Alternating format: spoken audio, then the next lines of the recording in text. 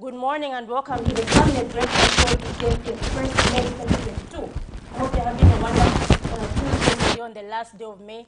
I am your host, Dipram Shala, and I'm joined by my co-host, Alex Shimba. Today we bring for you a very interesting topic, and we sincerely apologize for the technical issues we had yesterday. We were not able to actually carry out with the interview. And so today at 8 hours, we're going to be joined by Chilenje Ward 8 Councillor, Mr. Ruben Mwenya, who's going to help us talk about decentralization. There's been a lot of talk concerning the Constituency Development Fund, which was increased from 1.6 million to 25.7 million kwacha. But then these funds have actually not been used on the ground. So what could be the problem? And expect your cause. So do go in and give us your views on how you feel that the CDF is currently being handled. Good morning, Alex. Good morning, Zipora. How are you doing? I'm doing well. How are you? I'm all right, thank you. And it's always beautiful to, meet our viewers out there this morning, and we appreciate for you tuning and to us as a community desk, where we bring nothing but the best that you need to know in as far as the communities in our country are concerned. Yes, definitely. And so just now, to start our day today, it's a bit cold in Lusaka. I don't know about where you are, but in Lusaka, it's a bit cold. You're feeling cold? Going to have... You're feeling cold? I am feeling cold. You're not feeling cold? No, today I'm not. I don't know. And we'll just have a little stretch, so let's just have the morning boost, and we hope you can join us with the morning boost.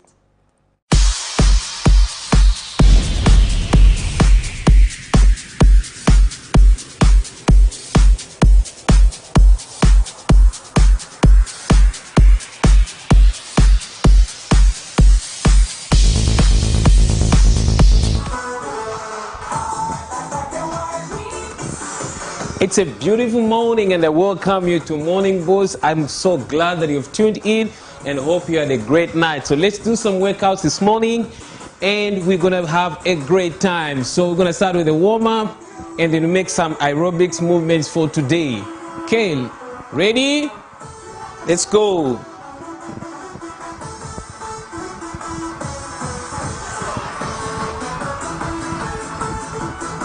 A beautiful morning to everybody, and welcome to Morning Boost. Let's go. Go.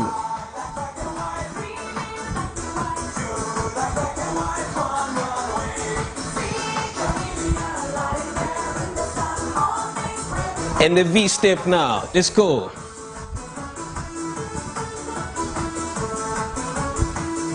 Last V step.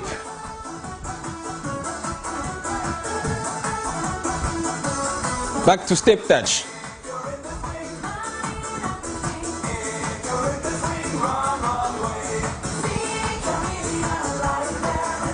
V step.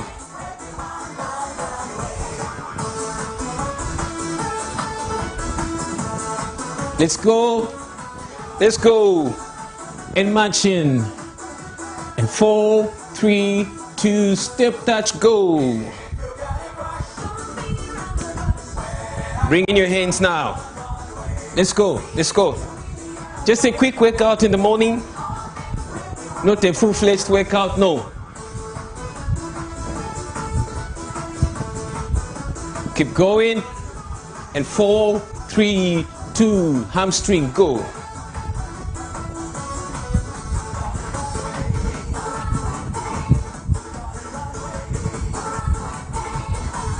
Four, 3, 2, step touch.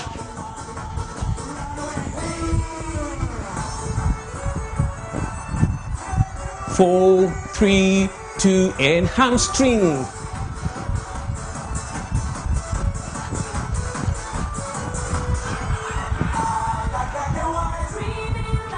And 4, 3, 2, step touch.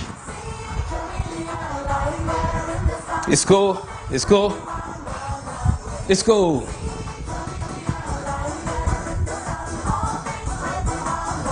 Keep going. Stay at it.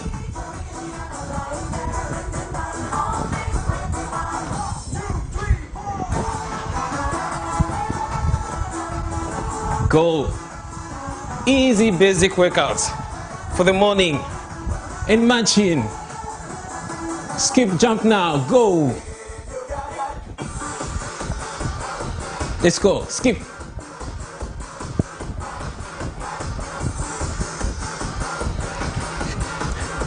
Try this. Even if you feel heavy in your body, you can do this. Let's go. There's always a first time. You may struggle, but it's doable. Let's go. And 4, 3, 2, 1, go. Change now. Let's go. Very easy for a morning workout. Lift your knee very high. Go. Let's go.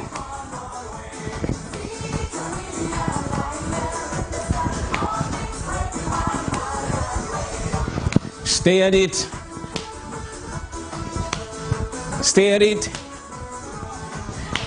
We're going to bring in a kick now from a knee high to a kick. Go. Go.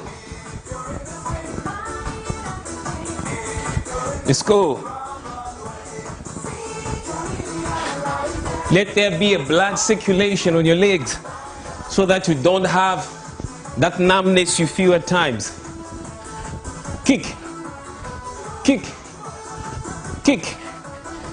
Let's go, let's go, let's go, let's go, let's go. Straight kicks now. Go. Straight kicks. Go in the sides. Okay, keep going. Almost done with our 5 minutes workout. Knee high. Try this every morning. It's gonna do wonders to your body. Let's go, we're almost there. All right, team. Thank you so much for joining me this morning. This is Isaac Matza, your presenter. I'm gonna see you next time at the same time, and have a great day. Thank you for tuning in. Have a great day.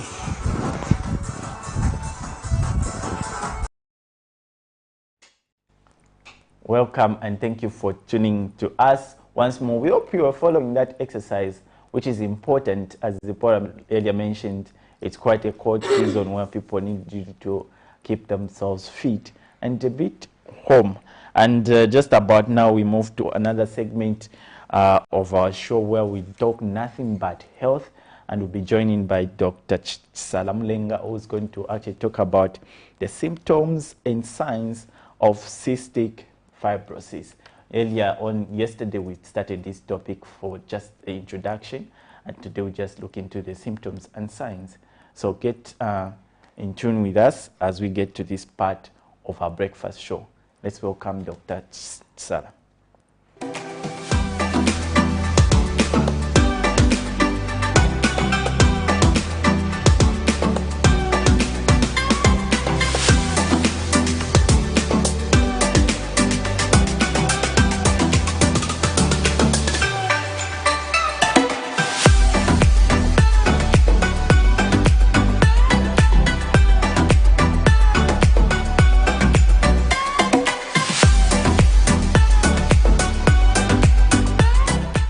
Good morning, Camnet viewers. Welcome to today's episode of The Breakfast Show. And today, on today's Health Corner, I'll be discussing or continuing the discussion on cystic fibrosis, primarily focusing on signs and symptoms. My name is Salamlenga, coming from the Medical Women's Association of Zambia, and I'm a medical doctor, a pediatric registrar, serving at the University Teaching Hospital's Children's Hospital in Lusaka. Yesterday, we went through the introduction of cystic fibrosis, and we mentioned that it is a genetic condition, a chronic condition, which is multisystemic, involving so many different organs in the body, but predominantly presents as difficulties in breathing, recurring chest infections, can have pancreatic enzyme deficiencies, and we discussed that this was a condition that in the recent years was known to be exclusive only to the Caucasian descent or Caucasian race, but now we know by medical research and medical science that that fact is not true, and that right now we do have Black indigenous Africans who have cystic fibrosis.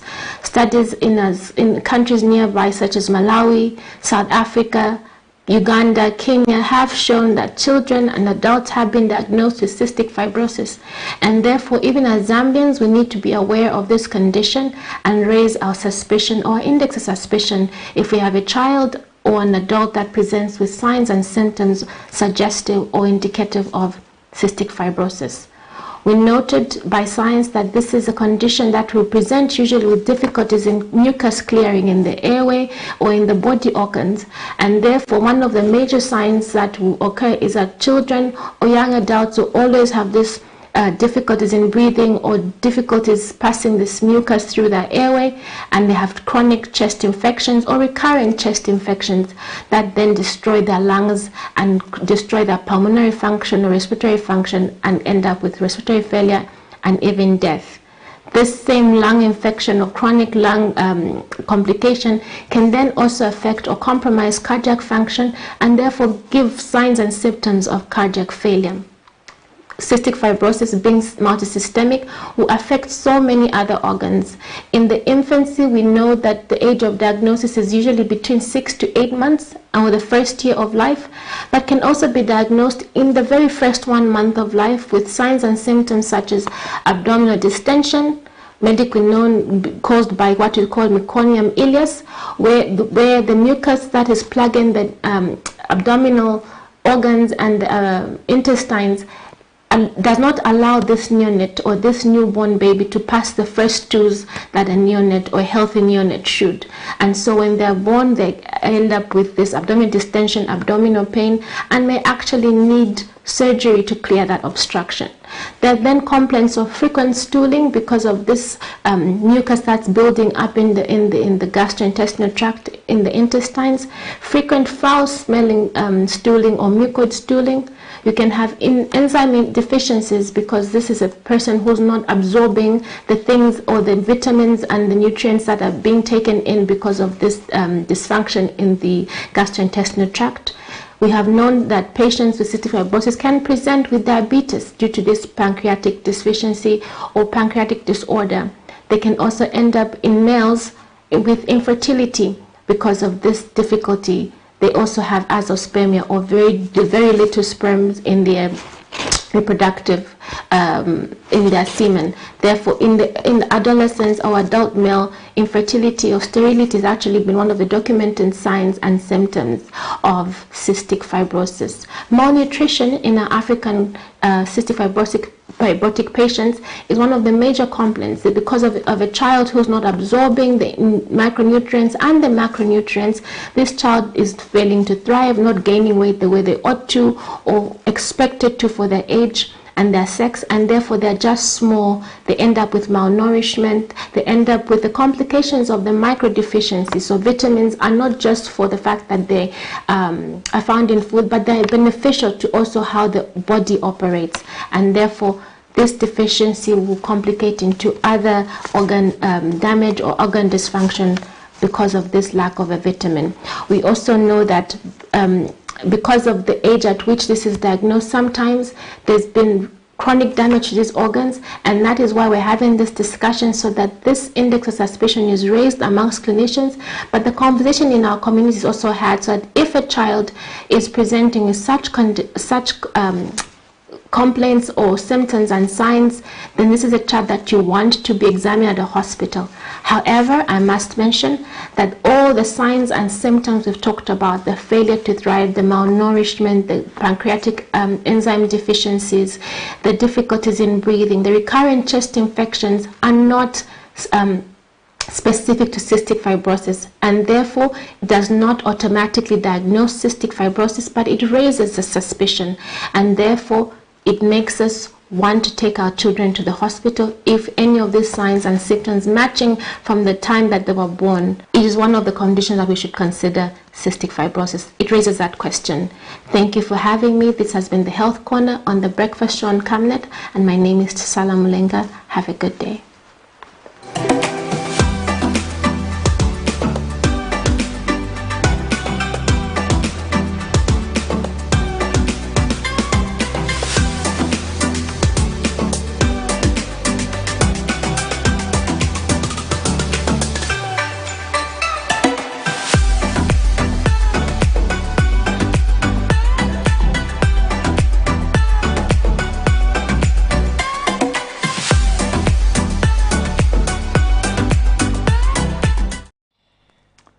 Thank you, Dr. Tsala, for that profound information.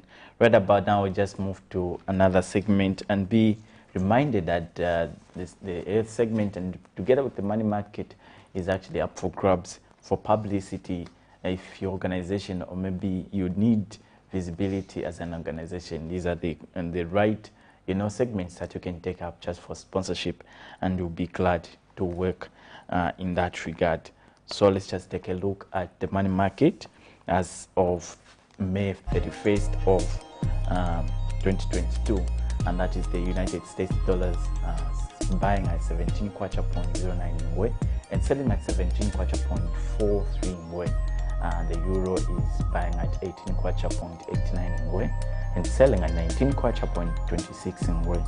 The Great British Pound is buying at 21 kwacha.60 in Ngwe and selling at 22 kwacha.03 in Ngwe. South African Rand is buying at 1 kwacha.10 in Ngwe and selling at 1 kwacha.12 in Ngwe. That's it for our money market, and that's how really the money market looks like in case you're going out for economic endeavors or businesses out there. That's how really the money market looks like. Any thought on that, Zipporah? Yes, definitely. We've seen the kwacha depreciating significantly. It's going towards, I can say, it's on 7. It's now selling at 17 kwacha and 9 going towards maybe 18 in the next 2 weeks. So really what we'd like to see is for the depreciation, which you saw earlier when it was on 16 kwacha, and some ways to actually continue in the same trajectory. And just a reminder to our viewers out there that the money market is actually up for sponsorship, so is the health segment. And just now I'm going to move into zooming the headlines.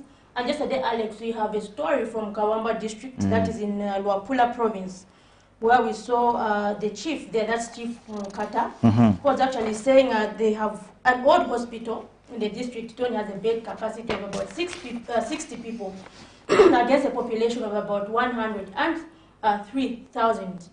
So that's over 100,000 people using one hospital. And there's a construction of Kawamba District Hospital, which began in, I think, somewhere 2017. But then, according to the caretaker who was at the site and says that he does the caretaking voluntarily, he says the works were abandoned in 2019.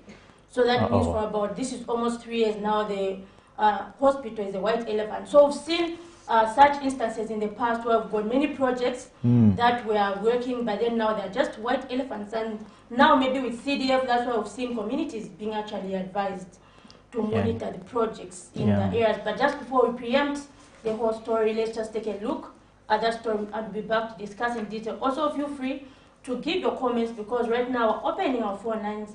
So feel free to give us your view on what you think about the story. Let's take a look. This is the Kawamba District Hospital Phase 1 and 2 project, which now lies as a white elephant overgrown by grass and shrubs. The hospital, which gave hope to residents of Kawamba District when its construction first began, now lies abandoned as no works have been done since 2019, despite predictions from government officials then that it would be complete in the same year. A caretaker of the project, Mr. Martin Tembo, explains that he came here in 2017 when he was engaged as caretaker, and explains that the project was abandoned over 2 years ago. Since kwenze ba TNDH banaenda banatishia paratia mzakala ma caretakers otherwise, so banaenda 2019 until 2019 until this time tisema caretakers from phase 1 to phase 2 producing as volunteering otherwise. Meanwhile, Chief Munkata says the current existing hospital is old, having been constructed over 60 years ago and has a limited bed capacity, hence the need to complete the project. Bed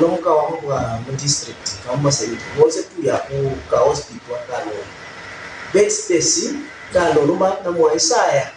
I don't think we can even call it as a hospital or something else. So, but it's the hospital road Bapanga Spatara Chapel. Now, vice after president of a minister of welfare was a bad Mona, if you have a hospital. The Mashiramuna British Joseph Station, it's Chinese. Meanwhile, United Party for National Development UPND Secretary General Batuke Emenda, who was in the area for a working visit, has expressed concern over the numerous abandoned projects in the country. What is very important is that we have taken over government. After taking over government, before you embark on other things, we cannot try to be smarter by leaving a nice building like this and go and start a new building within Kawambwa. We will complete these buildings so that our people can benefit. Health is the best way you can maintain a country of health people. Communities have been charged to follow up on projects within their constituencies, with the increase of Constituency Development Fund from 1.6 million to 25.7 million kwacha and the introduction of decentralization. Zipporah Mshala, Camnet News. So there you have it. That was a story from Kawamba district. And Alex, if you look at that story, you can see in the picture where there were even some Chinese contractors. That was that picture. I think that was in 2019. And that was the former Minister of Infrastructure and Housing, Totela. And also that time, the former Lapula Province Minister, that is Nixon Chilango, who is now the acting SG for the Patriotic Front. He was actually making predictions in 2018 saying by next year, this hospital should be operating. But then this is like 2022, and that thing still remains a white elephant. So we've had these issues of FTJ University and all these others. But I'm sure if you have could it be safe to say there were a number of projects, especially on the northern circuit, where things were started, but then we are yet to discover more. I don't know. I'm just thinking. If you were to do an audit, because maybe. Of course, residents are letting us saying, "Oh, it's here, that." But if you are if the minister, maybe Minister of Infrastructure, or maybe is it Minister of Local Government and Rural Development, depending on the area, isn't it? So there's urban development and rural development. So if you were to just conduct an audit, I'm sure would uncover a lot of projects. And then those are funds that could have been used maybe for other things, but find that. We begin building these things, but they actually never go anywhere. Yeah, but anyway, one of the clarification that the former previous administration did made, one of the pressure is there were projects that didn't reach the targeted period, for instance, 80% by then, and they were halted because they were only focusing on those which have really hit 80%, and for those below, they are kind of halted. Maybe that could be the justification for people to understand today, because looking back, it seems like there was just a little bit of negligence in administration, and also in just making sure that projects are done and they're completed as promised. But if that was the case, maybe we can give them a benefit of the doubt, but still it remains an argument of where was the focus then? Where was the money being allocated to, if at all they couldn't finish the projects that they embarked on then? Yes, definitely. But then for example, that one from Kawamba, you can see that, it was almost, from the predictions, because there's phase 1 and phase 2. So for phase 1, it's been painted. Wow. It's been painted, but then for phase 2, I think the only thing that remains is like roofing, and the thing would have been done. So I'm sure it was really above. And anyway, Alex, moving on, you did another story from Kalikiliki. Maybe just some highlights on what happened. Indeed. So on 29th, that was on a Sunday, we had a report of an attack. So these two gentlemen, who happens to be brothers, they were attacked by unknown people in Kalikiliki compound right here in Lusaka. So it happened somewhere 0405. So some neighbors just said the beatings from the same place. It's quite a small house, unfinished house where these gentlemen were actually sleeping. So they were attacked, as it were, and so the elder brother was about 30 years of age, managed to escape, the attacks, and the younger one was somewhat should be 20, 25. Was unfortunately killed. Yes, they broke into the house and they started stabbing the neighbors. 04, somewhere 0405. So they stabbed the guy, and unfortunately he died. So the brother was also in a critical condition, and he was being nursed in a said hospital.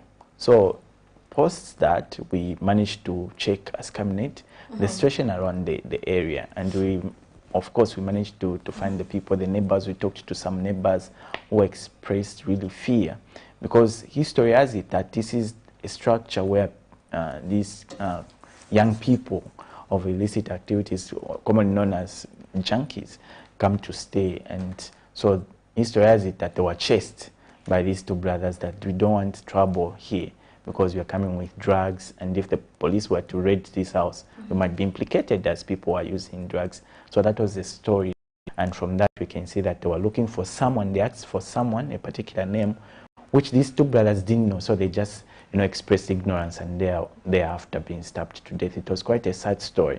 So the environment is maybe tense. Maybe they're also involved in the same issue.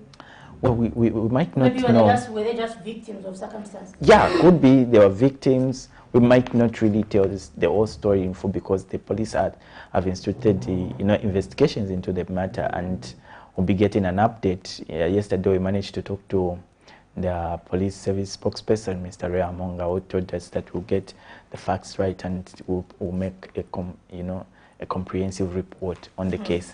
But just to show the neighbors who we managed to talk to, this is what they had to say. They expressed really fear, and today should be buried there for one of the brothers, which is unfortunate, and may his soul rest in peace.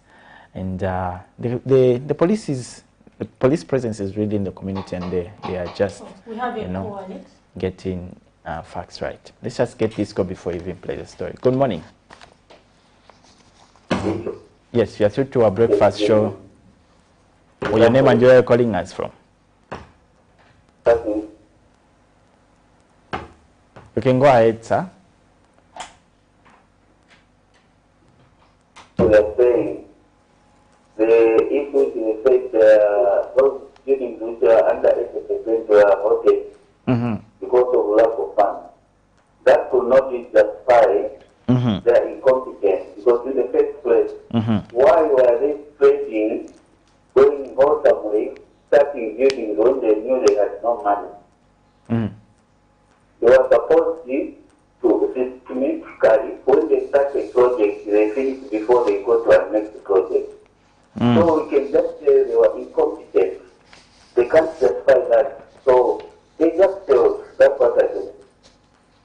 All right, thank you so much for that comment. I'm sure. Thank you very much for the comment. I'm sure he's referring to the Kawamba story where we did, a check on one of the projects that has stood for a long time, since 2019, and really everybody has an ambush of their opinion about certain things, and that's the opinion from him that they just it's just a matter of negligence, and they can't justify in terms of 80% of projects were halted at that time. You have to know how much money you have before.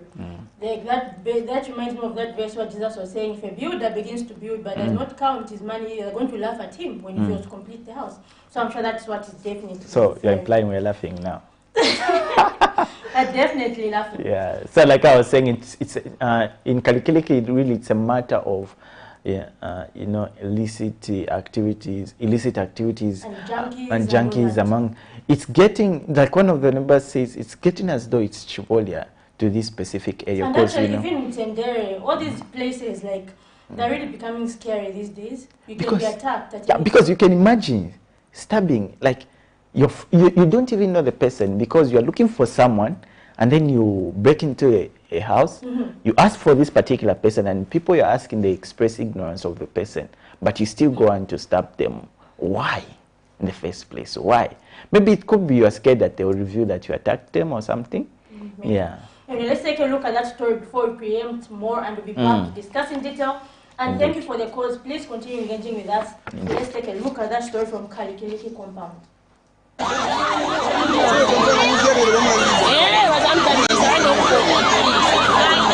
Continued police presence is what the community is calling for. This is Kalikiliki compound, one of Lusaka's densely populated settlements. On Sunday, two brothers were attacked by unknown people, in which one succumbed to cruel stabbings while leaving the other in critical condition, currently nursing his wounds in hospital. A check by Camnet News found a tense situation as some residents expressed fear, calling for police patrols to curb crimes in this community. 05/22 kunali winango anapunda ati Soweto mpamene manje atiromba tikumenya kalasti manje ndiyelomba kumchaya kuti uzileka kuba ise ndisakapokola ndisuzira kuti ise ndisakapokola wayi mkuba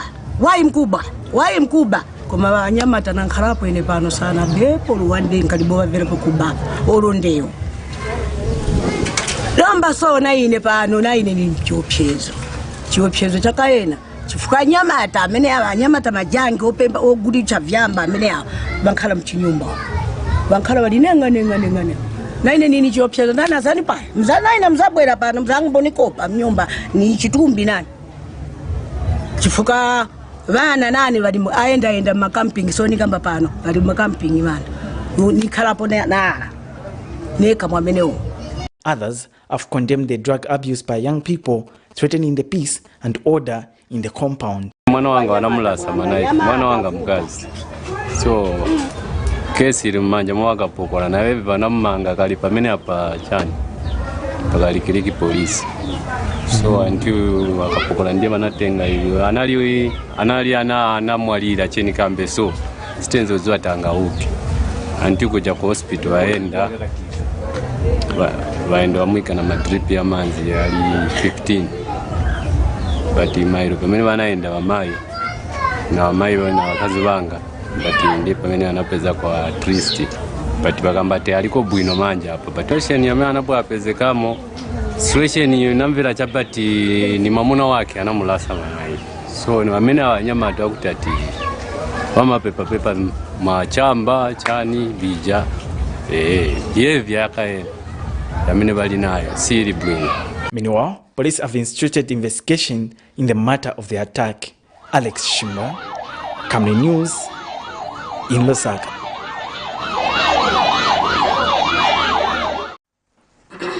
Quite unfortunate there in Kalikiliki. So we're just discussing the issue of, crime levels, especially in these densely populated areas such as Kalingalinga or Mutendere, Kalikiliki, Chivolia.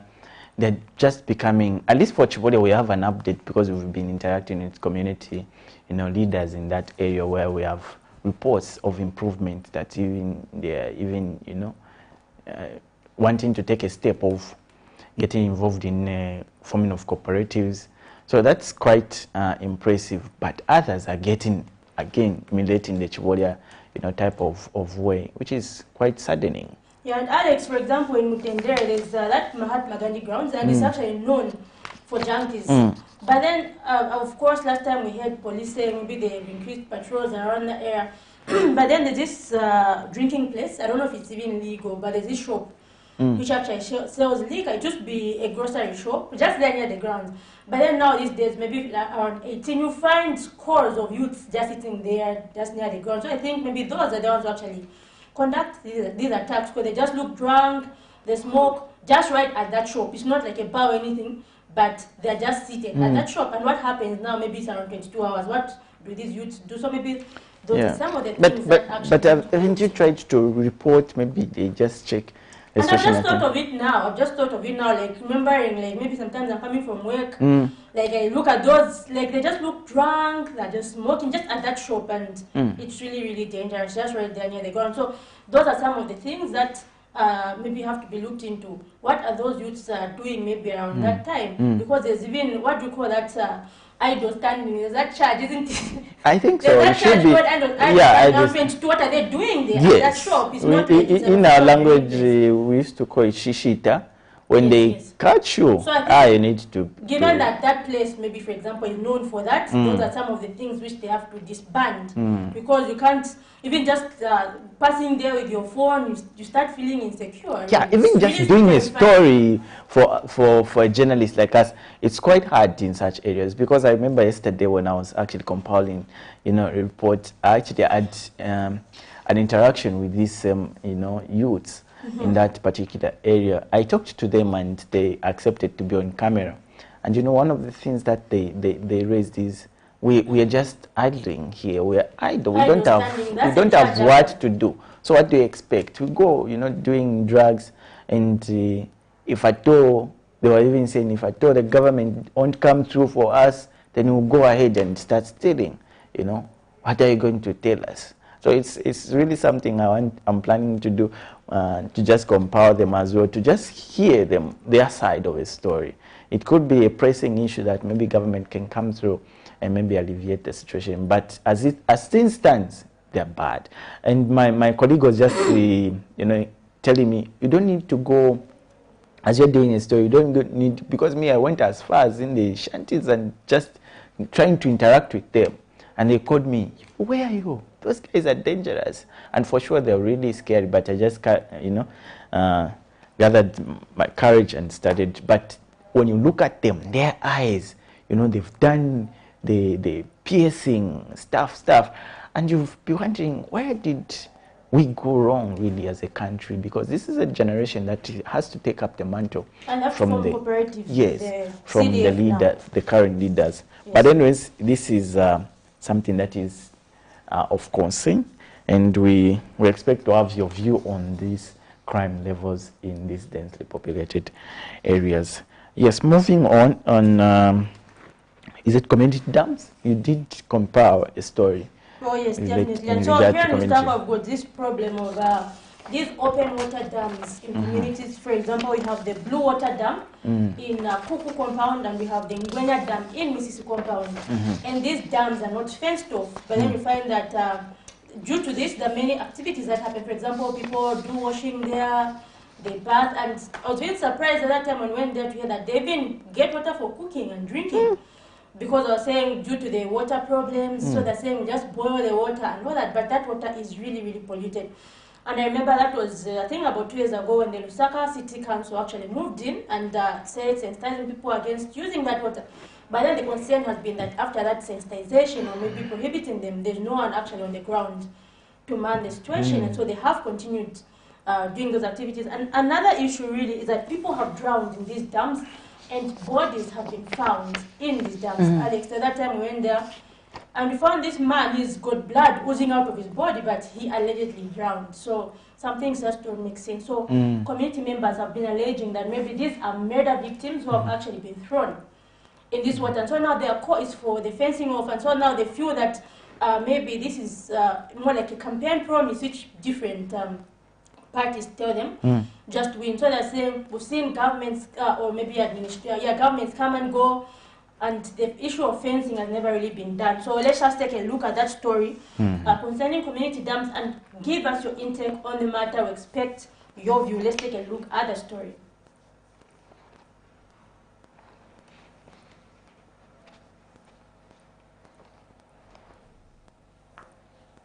We seem to be stuck on our screens. Should we move on? Maybe. Oh, we testify, we celebrate. Hello, I'm Deborah Lukalu, all the way from South Africa. You are watching Camnet channel, not just another channel. God bless you. Stay tuned. We testify, we celebrate. For all you've done, Lord, we give you all the praise. Oh, we testify, we celebrate.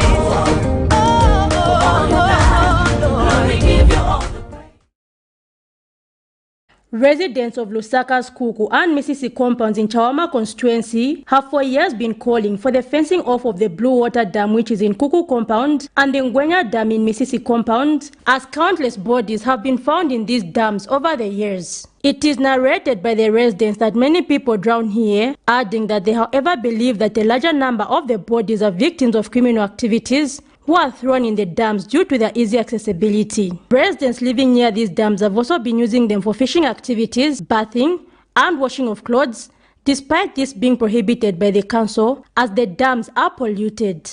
Despite these regulations, the situation has continued as no one is on the ground to monitor if regulations are being adhered to. The residents have been calling for speedy action on the fencing off of the dams, stating that this should be treated as a matter of emergency, adding that the dams also cause flooding to their houses during the rain season.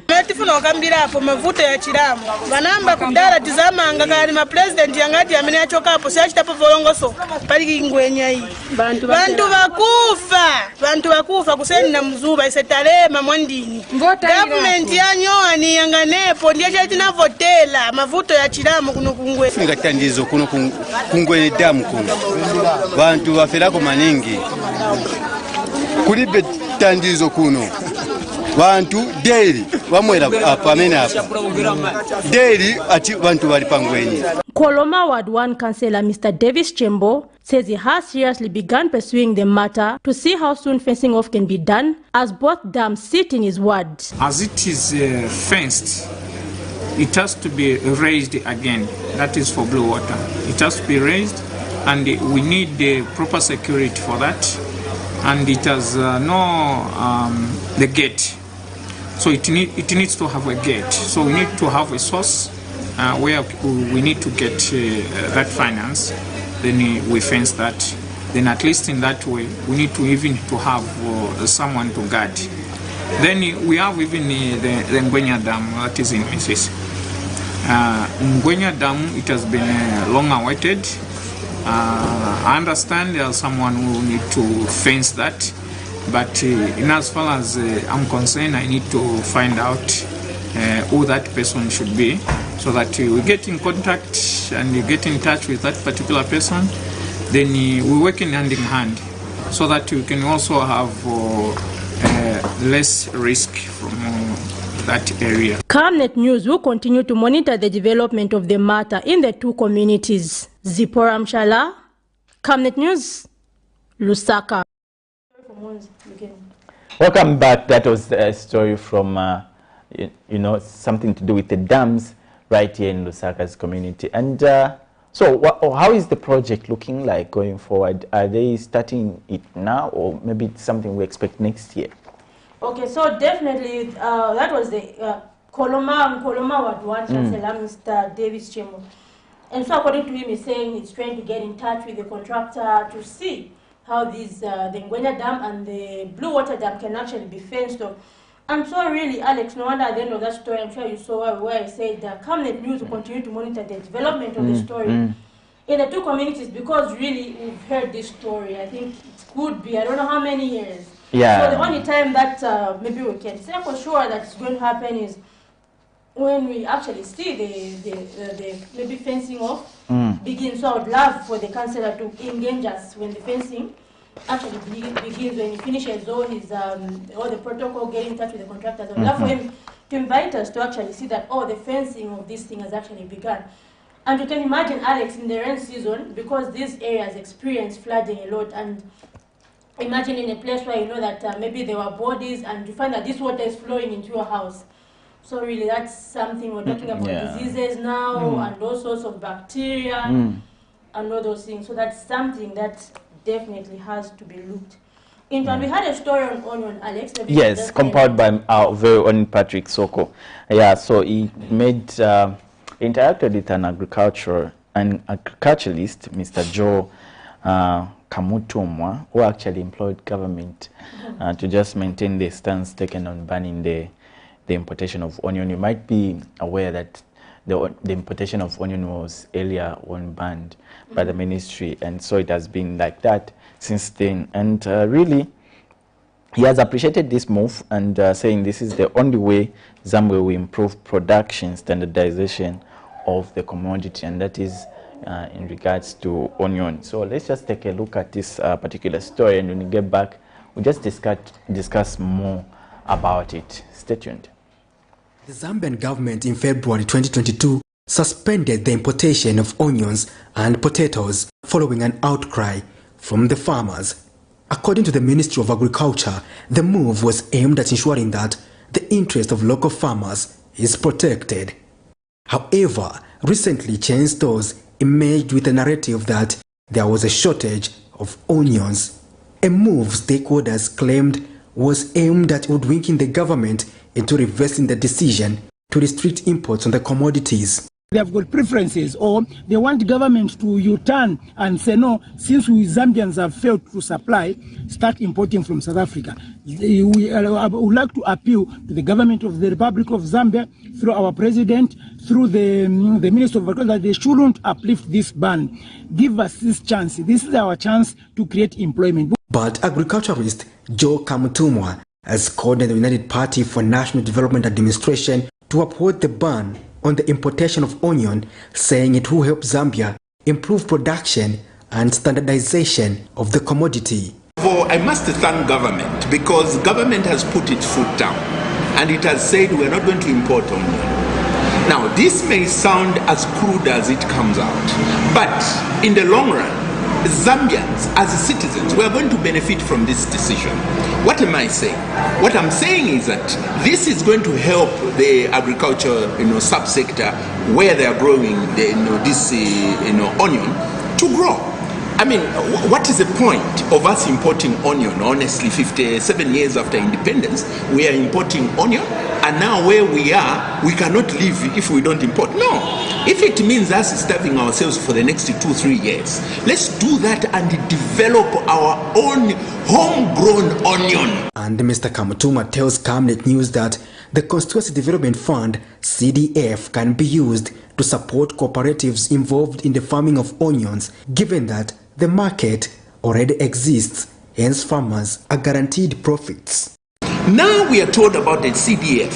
CDF that has come is going to the rural communities, and predominantly what the rural communities are doing is agricultural-based activities. And now here is a potential market that has shown itself, because believe you me, whether government bans today, we'll continue eating our onions we'll continue eating onions in our homes. So the demand will start growing. There are these issues of farming blocks that government can also, intensify. And we want to tell the Ministry of Agriculture, passionately so, to stand firm. Let them stand firm. There's nothing wrong. We want to grow the agricultural industry.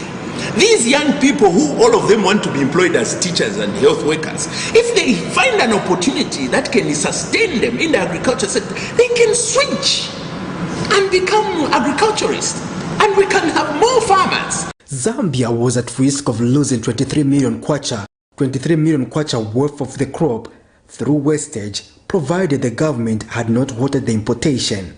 Patrick Soko, Camnet News in Lusaka.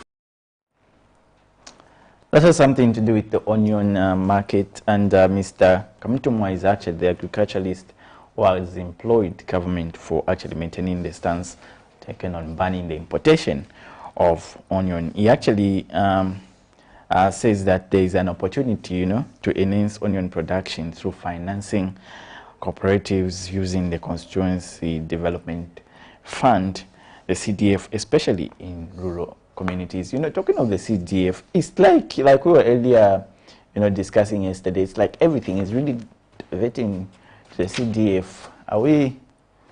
I don't know.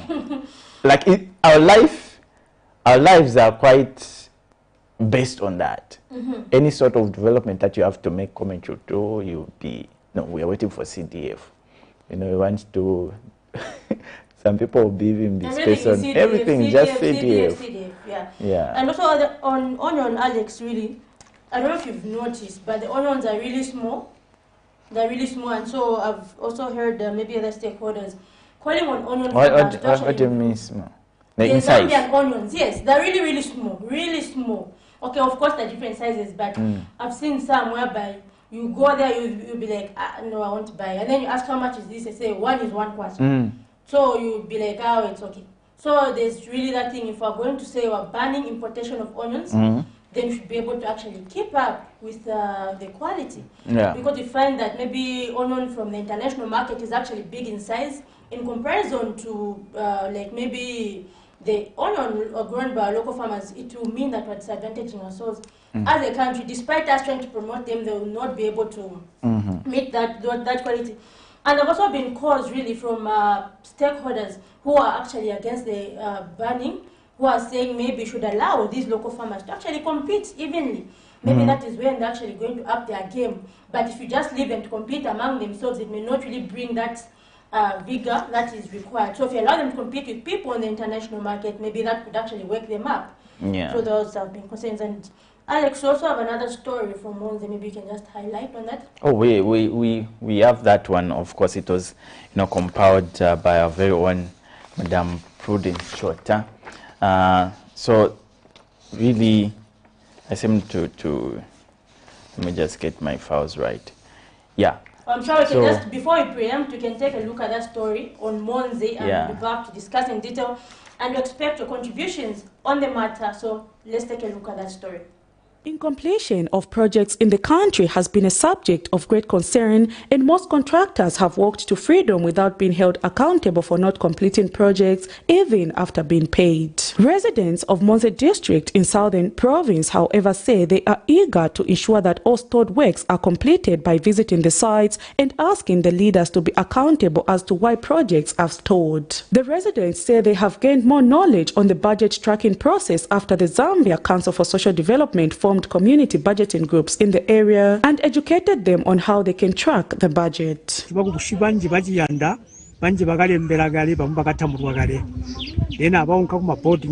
Secondary schools abalo banji bakatambulwa bakaunka kuinda mu mulimo ngo tubereka buli ba CPT atomwa abawa development committee so milime ifayibona kwamba kuti ani bubole bwanu kwatukwaya maningi kamba sikomo togena ruhi twataka gisirumwe alimwe akwiba kwamba kuti ana sikomo tukisirubazu mu mali ahulumende agisi mu bwapozi wa mali agisi twaba ruhi basikomo twataka gisi.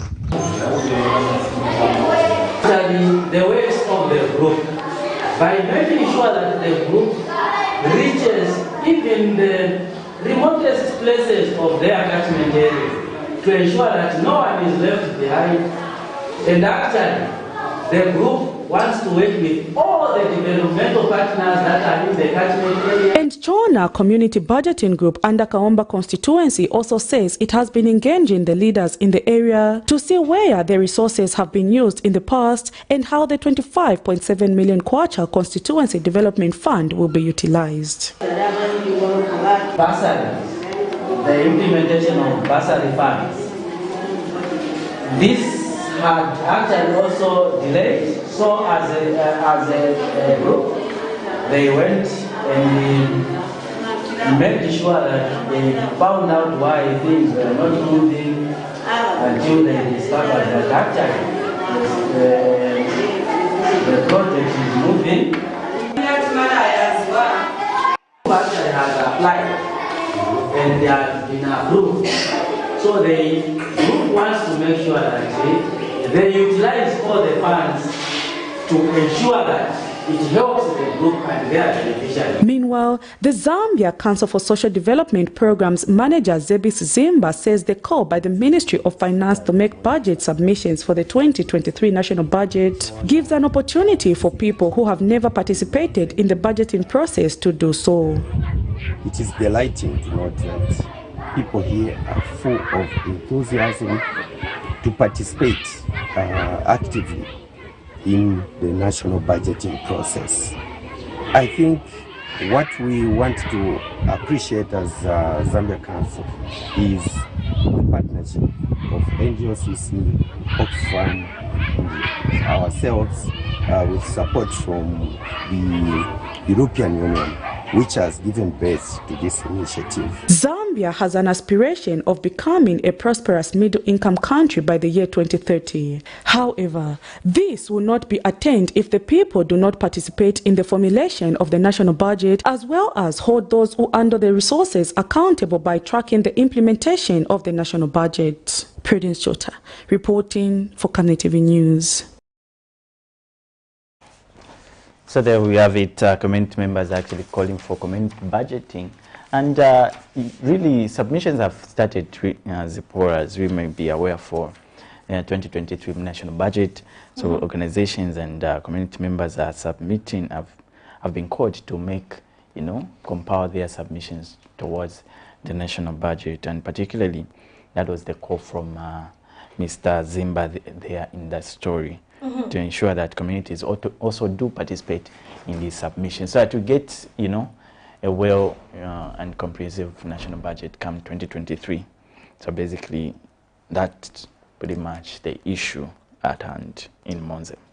Yes, definitely. And moving on, Alex, just now as we await maybe the person who's going to be on the show with us, that's Mr. Ruben Mwenyachilenja, Ward 8 Councillor. We're just going to set the tone on what we're going to be talking about. Yeah. So we're talking about using the Constituency Development Fund on the ground, like what earlier alluded to, saying there have been this concern saying CDF will end up as a political topic. Indeed. Where every time people are talking about CDF without it actually being seen on the ground. So we compiled the story actually with the Teji member of parliament recently. He was just talking about the need to make sure that people are empowered in a sustainable manner. So let's just take a look at that story on sustainable empowerment, and we'll be back to officially introduce the topic. Let's take a look. Grassroots development through Constituency Development Fund (CDF) has been topical in Zambia, following the increment of the fund from 1.6 million to 25.7 million kwacha. Questions have remained on how communities can effectively participate in suggesting what projects can be done, as well as monitoring their implementation. Lusaka Mayor Chilando Chitangala says it is the duty of councillors to ensure that the communities are educated. For many years now, women have lagged behind in economic activities, often taking difficult jobs like stone crushing, which however have a low pay. For women with disabilities, participating in economic activities has nearly been impossible, hence leaving them to depend on handouts. Zambia's 2022 national budget, however, has a provision for women, as 20% of the 25.7 million kwacha for each constituency has been reserved for this. Iteshteji Member of Parliament Mr. Mutinta Twambo says with such funds, there is need to ensure that women benefit sustainably by moving away from traditional ventures such as chicken rearing. Some women have been indicating that they will no longer participate in the empowerment funds as they do not know how to write business proposals. Ifwe na tufiro kwanisha pandife twale monati kuyikala fya pena ka group twana mkutwala kulya batulembera n'empya shashashani shafu namba twaisa mfatiyo kusenda ama proposal nomba impya na kwena kulya kuya mkulipira kuya mkusenda ama certificate kuya mkulipira so namba group yesifenga twabe bati malefu afya so balekana so namba fitwafikana pokwe bati twana katwafire kafi. The Iteshteji MP has therefore called for capacity to be built in these women. In this kind of a benefit that we are expecting that the women should get, it should be one which is sustainable. We need to ensure that the gender division gets decentralized more to the constituency level. If you look at the ownership of companies, the companies that are going to get the biggest share of these constructions of schools, construction of hospitals, construction of roads, they are still owned by men. The Iteshteji Member of Parliament asked that there is need to educate women on how to handle these funds so that they do not end up in the hands of men. Because what we want to see at the end of the day, we want to see the women that will have the right information on how to access CDF. We want to see the women that will be able to make applications for CDF that are viable, that are more innovative, that will give them more business, that will give them more profit, and eventually we want to see that CDF changes the lives of these women. How shall CDF change the lives of the women and girls? The women and girls should be in control of these resources. They should make the decisions on how they're going to use the money. Sustainable Development Goal number 5, to which Zambia subscribes, hopes to achieve gender equality by 2030. Zipporah Mshala, Camnet News, Lusaka. There I have it, a story concerning as regards to CDF. And right about now, we'll be shortly joined in by Mr. Ruben Mwenya from Challenge Ward 8 Councillor, and to just help us discuss this pertinent issue of problems in using CDF on the ground. And we are officially opening our phone lines. You can join us by contributing or share your opinion over as regards to this particular topic. And really, that was a story from Iteshteji. What was really your take from that particular story, Zipporah? Yes, definitely. So in there, the MP was actually talking about the need to create extraordinary projects, because he was saying, as Zambians, when you think of cooperatives, just think of chickens, goats, and all those things. But then he was saying, let us think technologically. Let women actually think technologically. Let women even form companies. Because his concern was that most of the people who are getting contracts, for example, in his constituency, are companies owned by men. Because for women, the only thing they're registered for is chicken rearing, maybe maize cooperatives, and all that. But then he's saying no women have actually come together and said, let's form a company. Because they don't really think of themselves in that way. They think of themselves in terms of chicken rearing. So it's an issue of capacity, really. Do they have really the capacity to form? And one thing, like we said, Alex, which I liked here, which from Prudence's story, which we heard yesterday, was about how the ministry actually said they're going to put these people whose projects are going to be rejected together, so that really they can maybe teach them on why the projects were rejected, so that going forward they can know. And Alex, another issue, maybe last week I attended the meeting where there were some councillors from that's Chilenge and that's Kawata constituency and Shawama constituency. They were being trained by the Zambia Council for Social Development on issues of CDF, and so the Zambia Council for Social Development has actually been training councillors from different areas. So for that particular training, it was for Chilenge and Kawata, and some of the issues that the councillors raised were actually pertinent.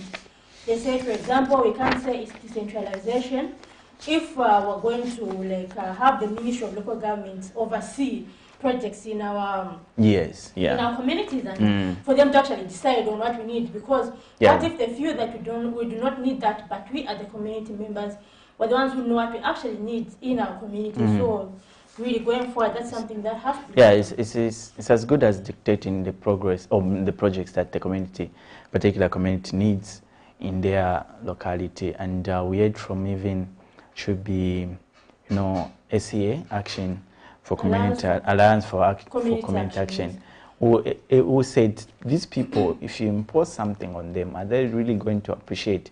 He made reference to a certain university that has been a topic or story, really, FTJ in Luapula.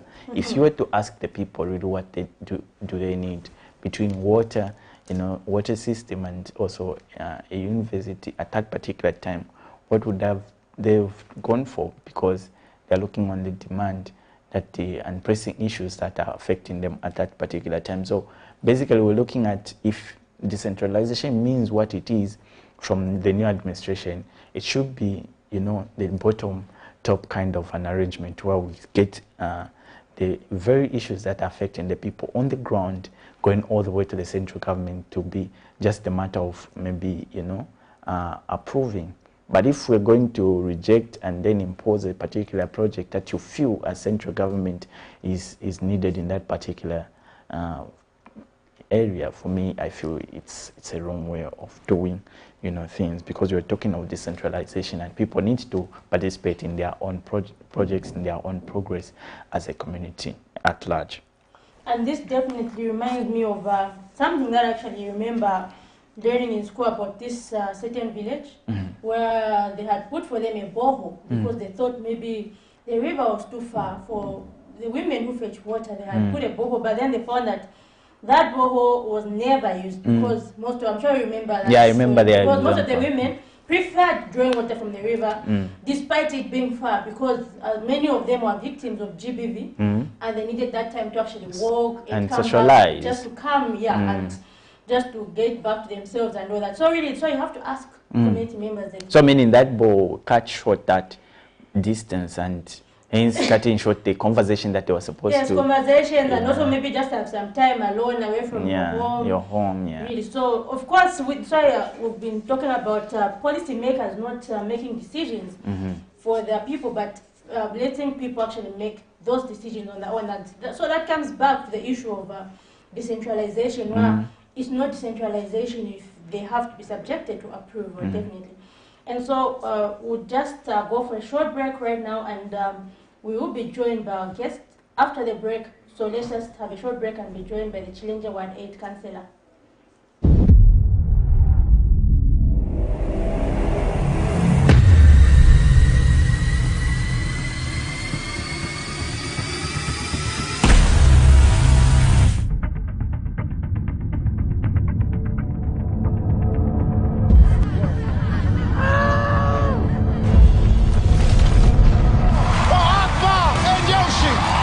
They were not there when God created you. The Bible says, I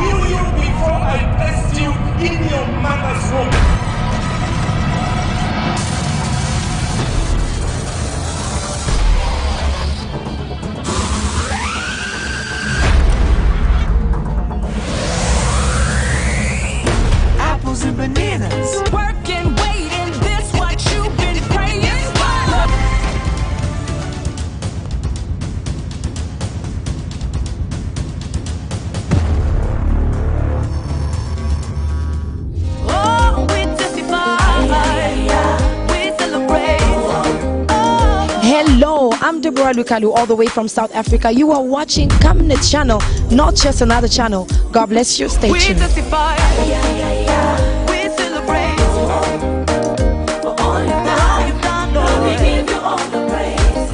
Oh, we testify. We celebrate.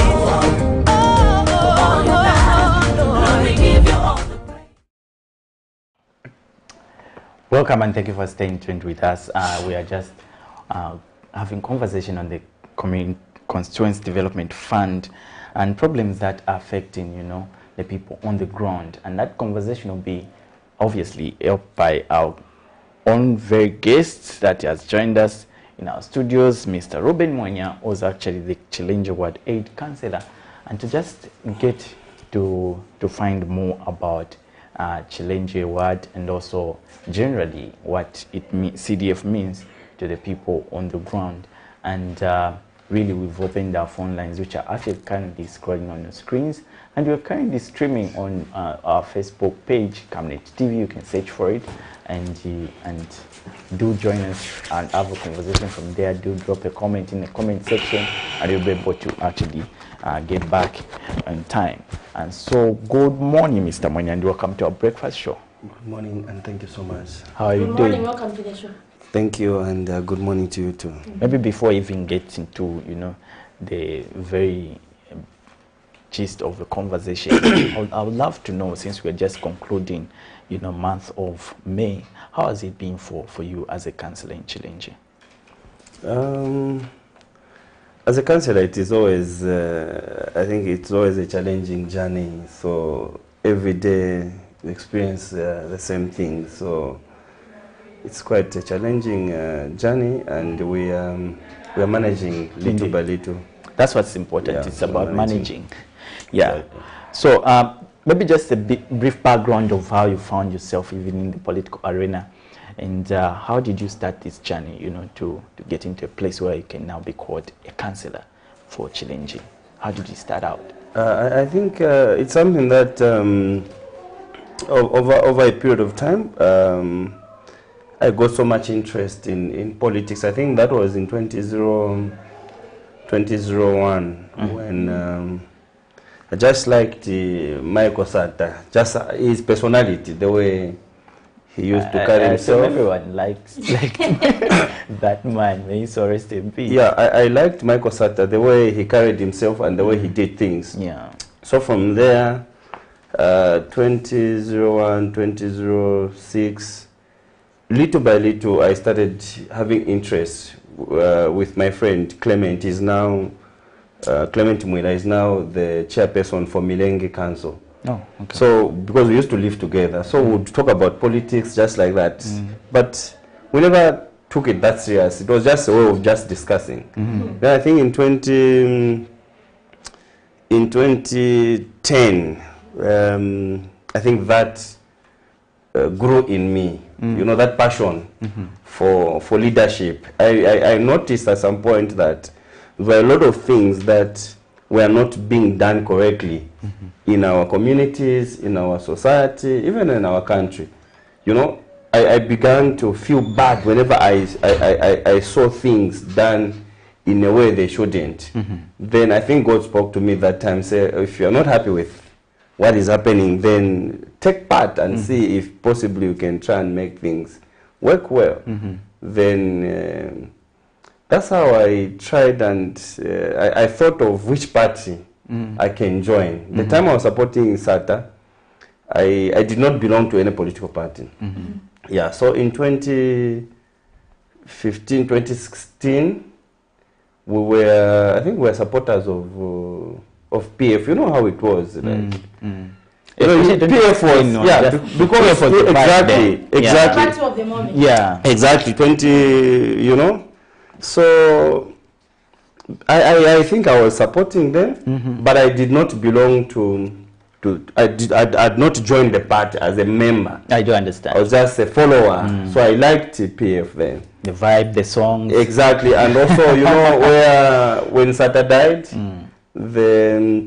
the appointment of Edgar Lungu. ECL, yeah. ECL, there was that picture that he portrayed, like a humble man. He's a saint. Exactly. You know, so of all the people went and just picked Edgar Lungu. Yeah. There was Chishimba Kambwiris. There were a lot of people around then. But why did he just get Edgar Lungu? So there was that inception, or there was that, you know, mindset that this one is God sent and stuff like that. Yeah, then in 2016, you know, because now I'd become more interested in politics. Then in 2016, I noticed that PF was a popular party. Then if I needed to go into a political scene, I must go to a political party that is not very popular, so that I can grow together with that party. You get my point? Huh? So it was difficult to go in structures of PF because it was already filled up. Everyone was rushing to join PF. Then in my area in Chilenje, UPND was not popular. It was not popular, and I think God spoke to me that I should just join UPND. Why should I join UPND? Because I was a bit popular as an individual than the party in Chilenje. So people knew me a lot. Okay. Yeah, so that's why I decided to join UPND. And even when I joined UPND, you know, that time it was very difficult to put on Nigaria for UPND. Indeed, it was. In PF. It was. But like I'm saying, because I interacted well with the people of Chilenje, even the cadres for PF and all that. So even the time, I was the first person, I think I can proudly say, that 2016, 2017, I was one of the few individuals that would wear UPND Nigaria, move freely. Okay. You see? People would be surprised. Guys, was Sayopa. You know? So, because I have a shop in Chilenje. Okay. So, my going at the market was somehow to go and interact, because I needed to find a neutral place where I'm going to interact with people. So, I decided to have a shop just there in Chilenje so that I can interact with people. And from going forward, that became like an office for UPND. So everyone wants to join UPND around that area.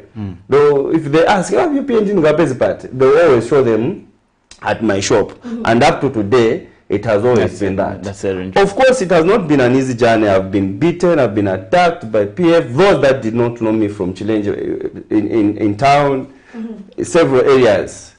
It hasn't been an easy journey. Indeed. It has been a journey of focus and determination. Yeah. If I wasn't focused or determined to become what I want to become, even after being a councillor, I would have given up, because it's not an easy journey. Look at HH. He's going through a lot. A lot of people thought HH would never be president. But himself, he believed in himself. You see, so what people say doesn't matter. What matters is what you see yourself become. And this is why we have a president today who is Hakainde Hichilema. Had he listened to people, had he listened to what he was going through, he wouldn't have become what he is today. So he was focused. He knew, regardless of whatever he was going through, he had that hope that one day he was going to be the head of state. And now you're councillor? Yeah, and now I'm councillor. Okay. Yeah. So you've mentioned that one of the, the traits that the current president had is perseverance. Exactly. And not to, what people say really doesn't matter, but what you believe in. And really what the new administration have been saying, that some people seem not to believe in, is the issue of Constituency Development Fund, where they're saying maybe it could be just one of the topical issues that we can just... So you people in the UPND, you are saying it's something that will help the people on the ground. What is the picture like? We are 6 months down the line now. How is the picture like regards to Constituency Development Fund? The Constituency Development Fund, in its creation, it's a good thing, and this is why President HH supported that initiative, because it was born, I think it was acted in 2018. There are a lot of improvements or amendments that have been done to the CDF Act. And HH believes in it, that it's a good thing. It's a way of empowering the communities. It's a way of developing a country. For the past 5-7 years, we've been looking at a 1.6, and the few months that our president has been the head of state, he's seeing its importance, hence tried to increase the allocation of CDF from 1.6 to 25.7, which is quite a huge amount. It's a good thing.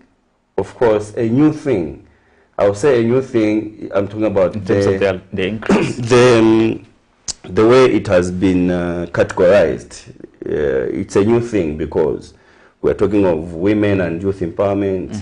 We're talking of loans, we're talking of grants, we're talking of secondary school bursaries and skills bursaries within the same CDF fund, so which is a good thing and a new thing at the same time. Of course, anything that is new experiences certain challenges because it's a new thing. It's like a baby when they're just born. You have quite a few challenges because even when they're crying, you don't know why they're crying, stuff like that. So it's a new thing that comes with its new challenges.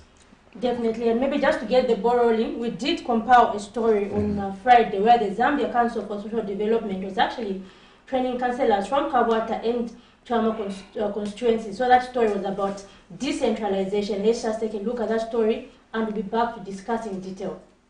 Grassroots development through Constituency Development Fund CDF has been topical in Zambia following the increment of the fund from 1.6 million to 25.7 million kwacha. Questions have remained on how communities can effectively participate in suggesting what projects can be done, as well as monitoring their implementation. Lusaka Mayor Chilando Chitangala says it is the duty of councillors to ensure that the communities are educated on how they can participate.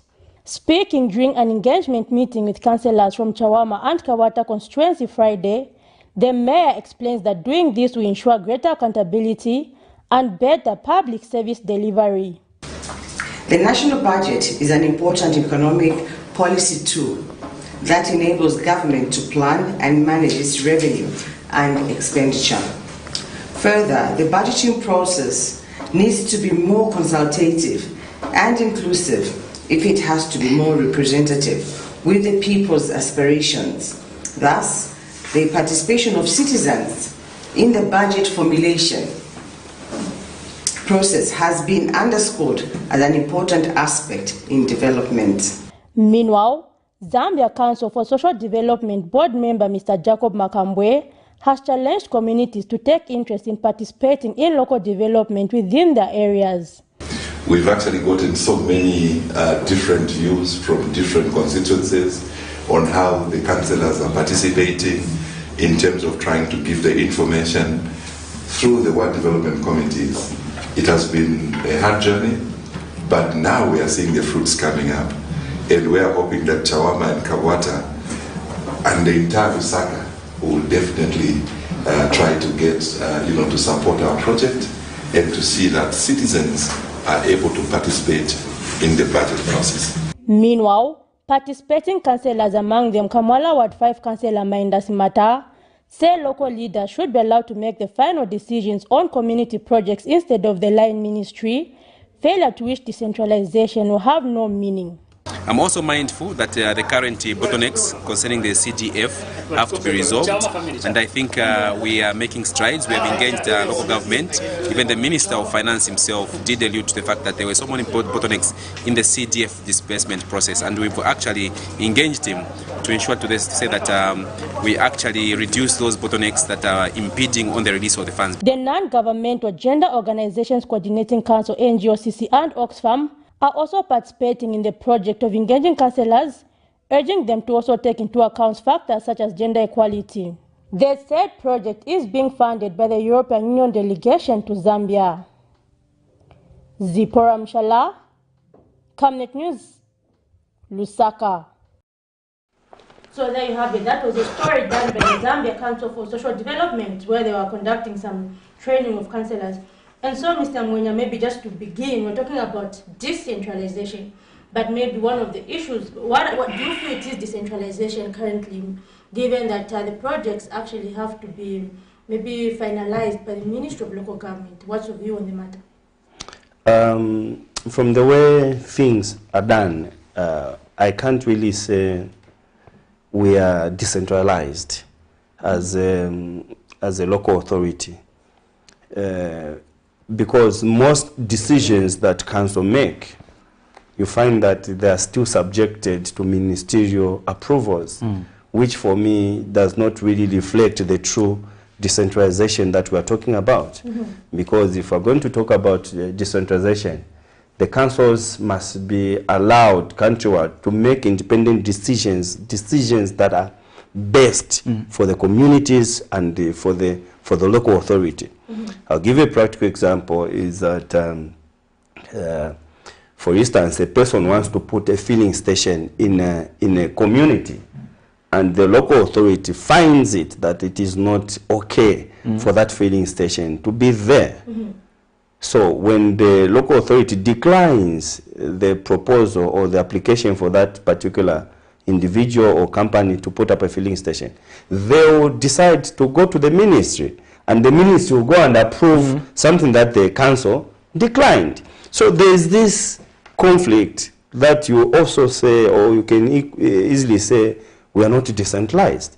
Because the person at the ministry who is going to approve this may not even live near that area, may not even understand the consequences that could be on that particular development. So this is why the true decentralization must be reflected. This decentralization did not start now.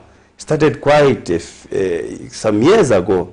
But we need to get to a point that we must now start seeing things as they are. If we're going to decentralize, let decentralization be there. Basically, that is what I can respond to that. All right, definitely. And we're just inviting calls from you, our viewers. So the numbers are scrolling on your screens. We're talking about what is preventing CDF from actually being used on the ground. What are some of the barriers that currently exist? And so, Mr. Mwenya, for example, we have seen CDF for the first quarter, which was released, but we've not really seen any projects on the ground. What could be the issue? Thank you so much, Zipola. What I can confirm with you is that we are a new government, we are a new party in government, and we've just inherited a certain system.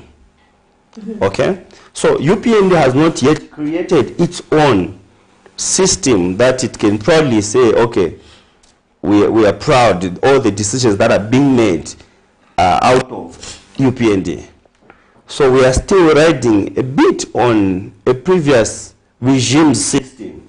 And this system made it very difficult for CDF to be actualized on the ground. Even before HH comes in, CDF of 20, like in my ward, I would say there is 2018 fund that has, Kabwata apparently is the only constituency that has a lot of money. 2018 was not spent. 2020 was not spent. 2021 was not spent. And we are looking at 2022. So even before we bring in HH, the system, the previous system, or the current system that the CDF is being managed on is a failed system, according to me. Okay. According to my own understanding, because there's no way you failed to spend money, which is there. So money is always there. But maybe there are too many rules and people are scared of maybe being implicated. No, it has nothing to do with implication. I'm talking about the system. I'm coming to there. You see, it's about the procedure, the process. The process is too lengthy, way too lengthy. And this is why a lot of projects before, they failed. You find that an MP will come in, an MP will come in this year. He will try and initiate a project, and it will be completed by the next MP. Not because they love it to be like that. Even then, they always look forward to making sure that their constituencies, their wards are developed, but the public Procurement Act needs to be revised. There's need for the Parliament to revisit this act, the Local Government Act and the Public Procurement Act. They need to look at them so that they remove some of the hindrances to this development. What could be some of those hindrances in the procedure? Example, I'll give you an example. The WDC, like it is now, the WDC will go and identify projects with the community, submit those projects to Lusaka City Council. Okay?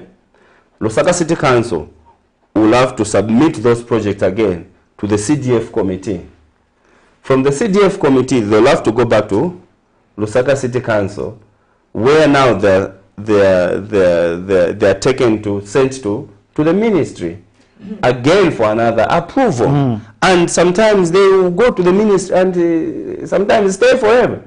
If a person that is going to be working on those documents is not in the mood of working on them, or maybe has an issue with a certain constituency, I'm just assuming, you find that those papers, they'll just stay. And the worst thing is that our civil service, there's lack of... Mr. Monya, let's just hold on to that thought. We get this call. Good morning. Good morning, sir. How are you? I'm all right, thank you. Your name and where you're calling us from, please. I'm just calling from Mongo. From Mumba. Indeed. Your contribution? From Mongo. Oh, from Mongo. Great. Your contribution, sir? I just want to ask, like, how long does it take to approve the bursary forms under CDF? Bursary forms. Oh, all right. Thank you so much for that question, sir. Are you able to answer that, or? Yeah, I'm able to respond to that one. Okay, so great. Maybe we can just respond and then we continue on your... Okay, so how long does it take to respond to a bursary application? So to approve. So this is what we are now explaining. Right now, there is no approval that has been made as far as I'm concerned. I'm looking at Kabwata because I'm also in a CDF committee besides being cancelled. Exactly, besides being the ex-official of the WDC, I'm also part of the CDF committee. So what is happening, like I was explaining, so a student will apply. When they do an application, they take it to the WDC. WDC, they will scrutinize that application. Does this person have the requirements provided for? Then if they qualify at that stage, that document is sent to local Lusaka City Council or to a council in that area. Then from that, a CDF committee will gather again to look at those same applications that were looked at ward level. So already there's a bureaucracy, there's unnecessary activity that is happening from what WDC, because you've empowered the what WDCs to carry on this serious assignment. So from there, it is subjected to the CDF. From CDF, it will go to the ministry. Or to the ministry. For another scrutiny, and that is where the approval is made. From there, the ministry now send back to Lusaka City Council, say, okay, these have qualified. So now, between today and I don't know when we'll submit those we are working on. Even me, I don't know the period that it takes. So for now, no one has been approved yet. So unless those that are going to be approved, that is when we will learn, say, okay, it takes this period. As it is now, it is difficult. Maybe do you feel that maybe this administration or your administration could have maybe used 2022 to maybe like lay the foundation and then maybe release the actual funds next year, seeing the current situation that's happening? You're very much right. Of course, my minister, I'm sure he also knows what he's doing. I'm sure he's also noticed a few challenges that have come with this new assignment or this new idea of trying to empower citizens with free education and all that. But like I said earlier, there are few challenges that are being experienced, and I believe even now the minister has taken note of some of these, and I'm sure they're working on it to make sure that maybe the process is shortened, because the first quarter of the CDF has not been spent. We are going into the second quarter. So these are serious challenges and serious concerns that must be tabled. You get my point? So to respond to his answer, to respond to his question, for now, we don't know how long it has to take. And that's dangerous, really. To my side, I feel like experimenting things. Mr. Monya, just to take you back to where it was. Listen, Mabel, the process, because what he wants to know is how long? How long? Which is it a month? Is it 2 months? So like I'm saying, this is a new initiative, which so far is experiencing this challenge of, there's so much bureaucracy. This is why the other day the Minister of Finance said we need to deal with these issues that are hindering these processes. Yes. So it is something that has been noted even by these senior government officials, these ministers. They've noticed that there's a serious challenge. So what I can only encourage my brother is that where he has done that application in Mongo, that council or that WDC, maybe if we can go back to that, because these challenges may differ depending on the location also. So in his location, maybe it can take maybe a month, maybe other locations, depending on the challenges within that area. So the best is... So you can continue. Hello, good morning. Good morning. Hello? Yes, good morning. Kindly tell us your name, where you're calling us from, and your contribution. Are you getting me? Yes, just go ahead. Yes, please. My contribution is especially on the bursary. Okay. Yeah, bursary, maybe it has to be visited in the constituency. Because there are people who do not understand how to apply, because they cannot write, they cannot read. So maybe if there could be a situation where the church leaders, the headmen, should be there will be the names of people that have applied for bursary, so that we don't see a situation where people from the house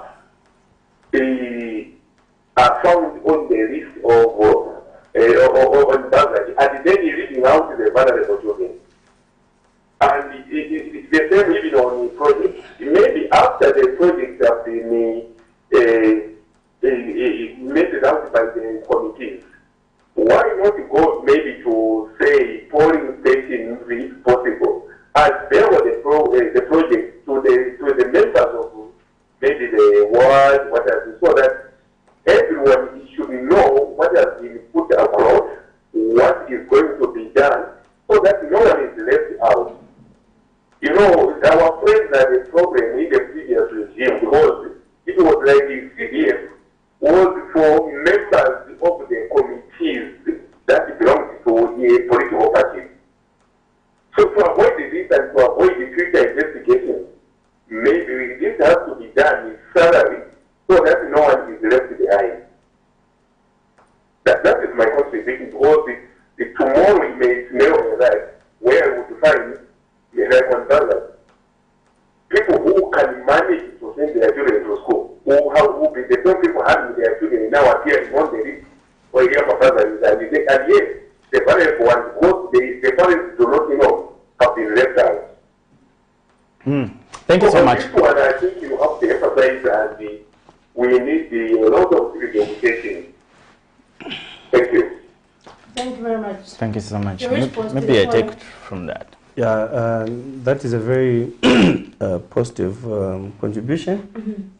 Indeed, there's need for massive and continuous sensitization to our people. A lot of people are going to be left out or be disqualified, not because they are disqualified, but because they lacked information and they didn't know how to go about it. So they end up applying prematurely, or they end up applying ignorantly. So such you can even see that this person did not understand, did not know. So, like you said, the period at which this good initiative or this good pronouncement was done, this good policy was done, and the time of implementation, there hasn't been so much sensitization to the public. I think that is the biggest challenge that is there, because people do not know. Remember what I said, this is a new thing in Zambia. This has never happened before, unless even the time of Kaunda, it was not done the way it is done. So a new thing requires serious sensitization, serious education to the people. Then we can succeed. Let's talk about the guidelines. Do you feel they have maybe been clearly communicated?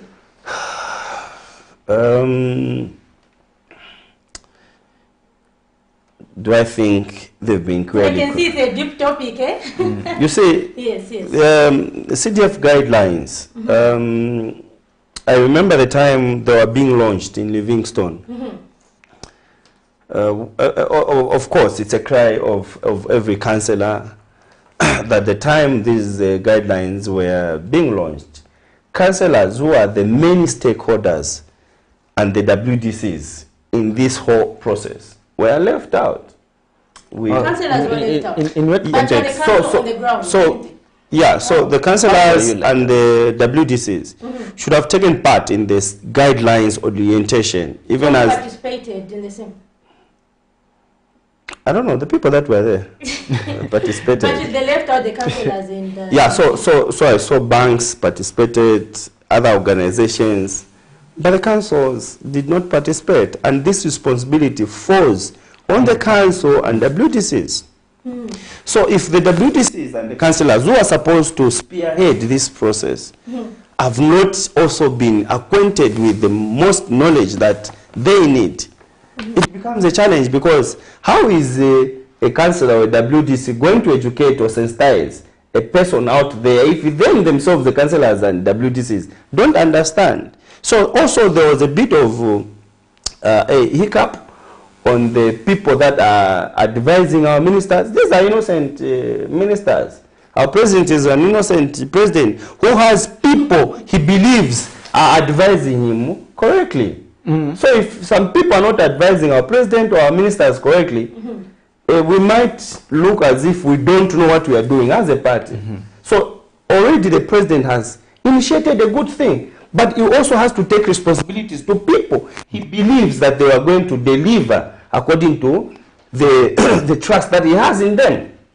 So in the first place, taking people to Livingstone, I don't know, just for luxury or whatever it was, leaving out the leaving out the councillors and the WDCs, it was a serious mistake. Because even today, there's two councillors who don't even understand the guidelines, and the people are coming to them for assistance or for guidance. How can a person who doesn't know guide Mpofu leading another Mpofu? It doesn't work like that. Do you feel we are experimenting things, given that, maybe just to extend the question where time frame is a factor as well, are we experimenting this 25.7 million? Listen, a new administration have said that any new thing is an experiment to see whether it will work out. We have another call. We have but why are you experimenting with the people and they need the money? Let's have the call. Good morning. Good morning. Kindly speak. Hello, your name and where are you calling us from, please? My name is Stephen, and I'm calling from Dora. Indeed. Your contribution, sir. Yes. Yes, we are getting you, sir. Okay, can I explain better? Yes, go ahead. Am I allowed to speak in better? Yes, please. Tomorrow, I'm Chwemba. I'm sorry.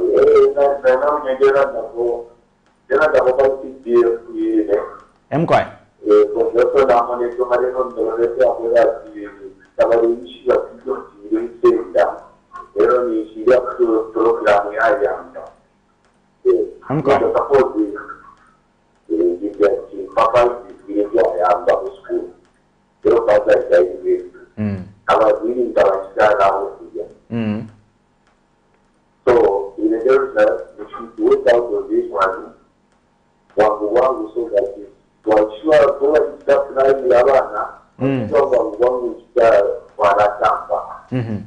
Uzapinga watu wenye kazi. Baada ya mbanga kurasi. Jinsi kuweka napika tuendelee ya sasa ile na. Tutaendelea tu zemani. Dalilanda shida yote ya sasa ya utawala kushika no ifika kuna dai sasa. Ya mbele hapo ndani ya fredi fulani. Ile tatizo. Tatotera sana. Sure. Babombe wina mkwai. There's another issue, and I actually thought of it before, maybe just to paint a picture of what he's trying to say. You know, people have real issues in our communities today. Hence, the change of government really testifies to the fact that they needed to see a difference. And one of the things that the new administration came with really a bang was the issue of CDF. The increase from 1.6 to 25 million to 5.7 million kwacha, where people are excited. Now I can go back to school. I have this situation which is so real. They need me in school by January, and my council has told me you can pretty much apply and you get your fundings and you get back to school. But here's a person from Ndola complaining, but where am I going to get the money when I'm supposed to report at a particular time? So it goes back to time, really. That's why I asked you, do you feel we're experimenting on the basis of people's real issues in our communities? What would be your response to that? Thank you so much. You see, I want to respond to the previous caller. I said, President HH understands the challenges that the Zambian people are going through. He's been, according to what he's always said, he's been part of the free education that KK, may so rest in peace, offered to its citizens.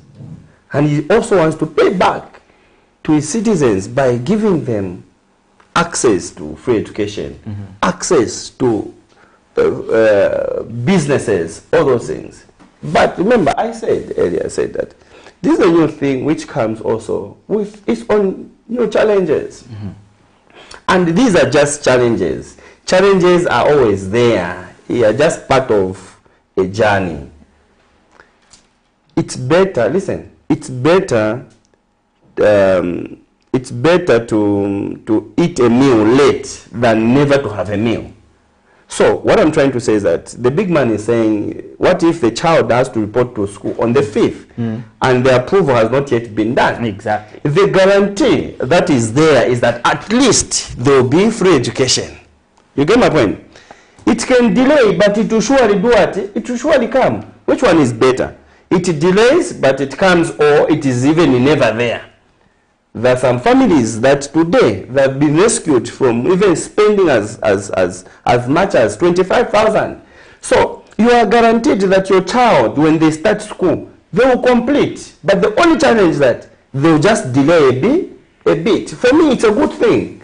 It's a good thing because a child will be admitted in school, unlike a child who never go to school because the parents cannot afford. But we must not say we are not finding challenges. Does it mean maybe for that period they'll learn free until the bursary arrives, or would they be required to pay maybe? There's a provision of negotiations. This is why I'm saying that they can still go back to, if at all it happens that schools have opened, approvals have not been made, there is a possibility that people can go back to where they took their applications, where they submitted. And the WDCs, councillors, they've got the capacity to go and negotiate in those schools. So these have been shortlisted, but we are just waiting for the official approval or announcement. So can you kindly allow them? Because even that school, they know that they'll make a lot of money. They are assured that government will give them money. Unlike where they're not sure whether this child will pay or not. Good morning. Hello. Hello, good morning. Hello. Hello, we can get you. Hello, Mwashuken Pomkwa. Hey, I'm quite Mwashuken. Mkani nevo Katongo, 10 miles. I'm quite. Nina wakatongo mkwa tatema. Mkwa timwanan. Mkwa kwena namu shibafe ndesha okulanda pale aba kundora balanda po. Mkwa. Kwena kukokola kuimeoko kulele nga abantu abenge balekuela mwatapya kachitike. Nana per example in mu church na lebere ba youth pangeni cooperative. Bapanga cooperative na certificate from Africa. Baya tumukube barembenishi abekula atesho embenishi awatesho embenishi awatesho. Bari set na maskano bari sidi. Elando kweta kapani chikachikite tuja chabe bare situation. So chileka girwa mama councillors watu wafwe basambilishe ku feeling ashani kuchita chani lele mangi ni 10 miles ndaba mama company ze abantu benga bomba mu bantu bengi banwati obwagwa basabye abana na kama organize nenda na machanda wapera kabyeni kuchibombo kabyeni kuisa bati kuya kuliba kansela tabali kirechiteke please twafweni bayuthi beswaba abana beswaba bafweni abantu discourage twatotera pomkwai na twatotera mkwai Africa point. Mr. Mwanya, similar situation is the group was 30 now there are 3 at but on anyway really. Our councillors maybe do they have the capacity themselves? Do councillors actually know how to guide these people in terms of writing proposals? Because the core really is for maybe councillors to actually help them. Have councillors been maybe taught on how to? Well, but for me, what I'm saying is the issue of approving these, these applications. So, if we're going to have the councillor, hypothetically speaking, do the right thing, assisting these people to actually filling the right things, it still goes back to time. At which point we get response from the ministry, and this is the issue that is issue. Yeah. So because aren't we going to discourage our people really? Yeah. This is why I'm saying that we need to talk through decentralization, because if we're going to be decentralized, even at council level, we should be able to make approvals of candidates that have successfully been selected. Pretty much. We have the capacity. We have technocrats there.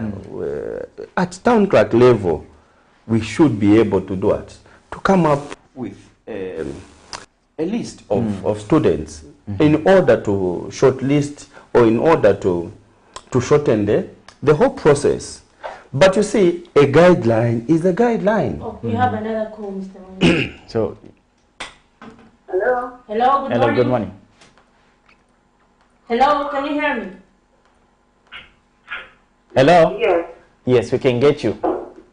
Can you give us your name, where you're calling us from, and your contribution? And I'm Kaka Charity, calling you from Dola. Okay, you can go ahead, ma'am. Yes. I also wanted to discuss something concerning CDF. Yes, my concern is why the process has been so long. And the people that are charged with the responsibility, who are the councillors and the committees, seem not to be coordinating well. And they haven't even put in place modalities where they could have sensitized the people that are supposed to benefit, especially the youth. You know, when you have taken it upon myself by sensitizing some of the youths I meet in different places and in markets, I've never come across one that told me that they were aware of what was going on and they knew the process. I'll take my time, start educating them, explain things to them, tell them where to go. When you check on them, they'll say, no, we went there, we were told to wait, we were told to do this, we were told this was not okay. And the business plan, the charge, the guys, and the monotonous thing is where they get the licenses, the TP numbers. I don't know why these people or these officers were not put in one room or even at the civic center, so that the people know that from table 1, the next thing you need to do is table 2. The person who's supposed to guide with the project is on table 3. And this finally they give their papers. And they are given a specific date when they will be held. But then everything is haphazard. People don't know where they are and when they will have to access the CDF. So basically, Thank you so much, Madam. We appreciate your contribution. And basically, it's just one and the same thing, bordering on, the procedure, the long procedure and everything. Maybe as we conclude, since everything is falling on the councillor. In conclusion, let's talk about this councillor a bit. How has been work for both the WDC and the councillor on the ground? Do you feel you're doing what is intended to be done as councillors? So now, you see, before I can respond to that, there's a call that was made from 10 Miles, where it talked about the cooperatives. So, in the first place, excuse me, in the first place, you understand that a cooperative, there is no much understanding or information to the citizens. They don't know what a cooperative is. In those days, a cooperative, people who understood the cooperative are those in business of farming. Because when you are doing farming, when you hear a cooperative is a group of people who, at the end of the day, have something and they want to be assisted. They're already in an activity of something. So this information is not there. You find that people, they're asked to pay for fertilizer. We want to give you 4 pockets of fertilizer, but first, pay for 2. So you have to have money for 2, and all you are requesting for is an addition. So that information is not there. Most of our youth, they just think, it's not their fault, of course. They just think, okay, my paper, Mr. Bunch, there's need for serious, continuous sensitization, like I said. And also, there's need for Parliament to review these guidelines, because no one can change them. They are an act of Parliament, and they have to be taken back to Parliament, where a lot of things have to be scrutinized and remove a lot of hindrances to them. Let there be true decentralization. Let councils, at council level, make decisions. Then we are going to shorten the process. Now, councillors and WDCs are the most critical stakeholders in this CDF. The president has clearly put it to say, we want to take development closer to the people. And who are the people representing the people? Are the councillors and WDCs. So, a councillor doesn't have an office. A WDC doesn't have an office. How do you expect them to work? Let the ministry, if they are listening to this program, let them take this very seriously. WDCs, they need furnished offices where people can go and learn and ask questions. You can't attend to people in your home. You can't attend to people in a market. No. Let them be respected. They're most critical stakeholder in this whole thing. There's need for a 5% administrative cost under the CDF to be administered also to where? To the WDCs. Right now, when we sit to scrutinize these applications, we are entitled to an allowance as a CDF committee. But WDC are not entitled to anything, yet they are doing even the more work than CDF. So you see that there are some things that are not okay, and there's need for the ministry to look at these matters seriously. It seems it's quite a tense topic, and people have really taken interest, which shows that really things has to be, addressed out there. Mr. Monya, thank you for coming through to our studios this morning and just, give out such profound information to the people. We hope things will be better even as we get to have this particular conversation next time with you. will be able to have an update, considering that there have been change in the bureaucracy and also the administration of the CDF. Zipporah. Definitely, it has been a very interesting topic, and I'm sure you've heard from our viewers that they're actually maybe complaining about the slow process, but going forward, I'm sure that's something that the Ministry of Local Government has to look into. Alex, I wish we didn't have to end, but unfortunately, this is what we call it a day for us. So do join Patrick Soko and Sharon Kalimbula tomorrow as they take you into politics. From us, it's until next week, Monday. Have a very wonderful Tuesday.